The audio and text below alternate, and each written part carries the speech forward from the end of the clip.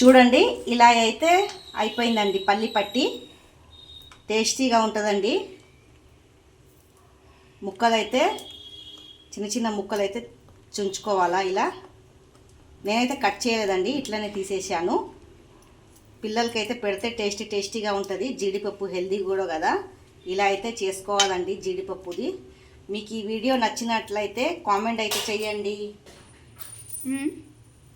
Hi అండి, ఇక్కడ వచ్చి టేస్టీగా పల్లి పట్టి అయితే చేద్దామని ఇక్కడైతే బెల్లం పాకం పడుతున్నానండి.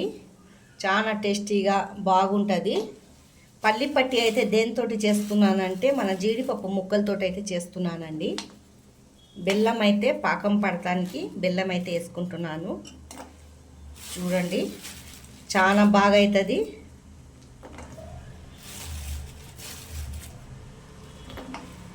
దీన్ని పాకం అయితే పట్టుకుంటానండి.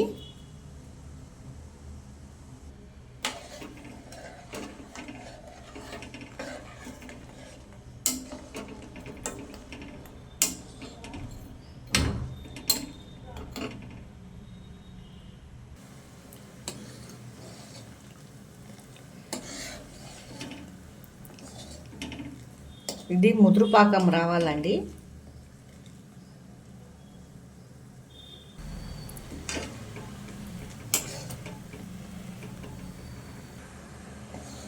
ఇంకా కొద్దిగా రావాలండి ముదురు పాకము.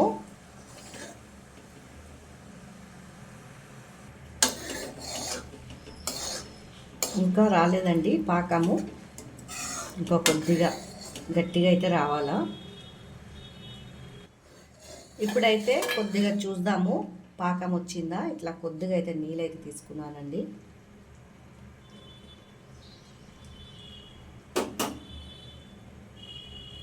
ఇంకా కొద్దిగా అయితే రావాలా. ముదురు పాకం కావాలా కదా.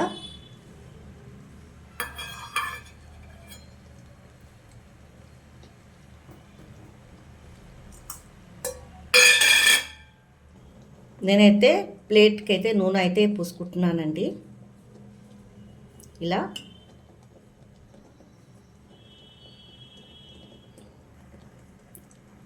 ఇప్పుడైతే ముదురు పాకం అయితే వచ్చేసిందండి.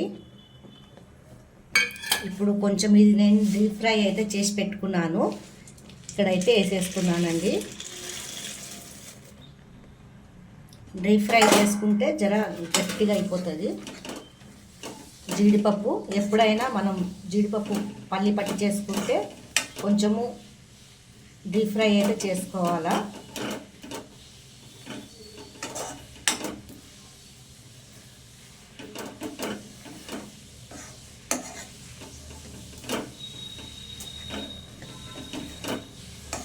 ఇది లడ్డూలైనా చేసుకోవచ్చు,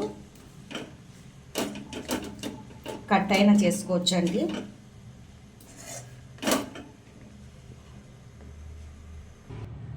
ఇప్పుడు దీంట్లో అయితే వేసుకుంటున్నానండి.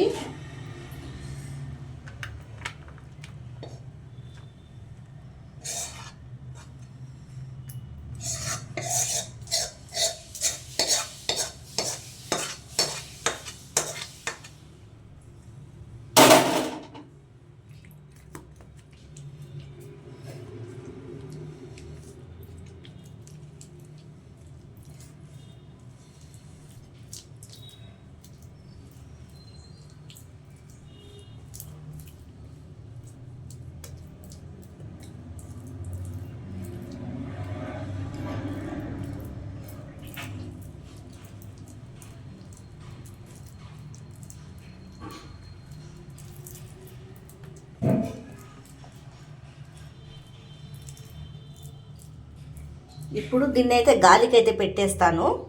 ఆరిపోతుందండి ఇది గాలికి పెడితే.